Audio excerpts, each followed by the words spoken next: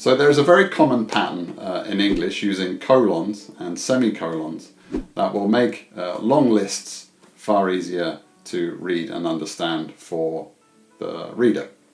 And it consists of using a colon and then several semicolons.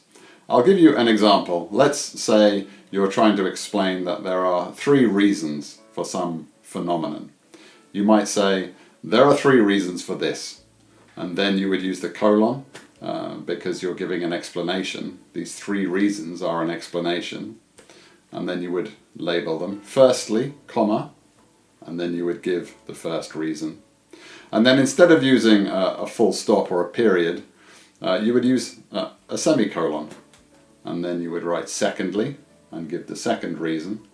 And then again, instead of using a full stop, you would use another semicolon and then thirdly, comma, and the third reason.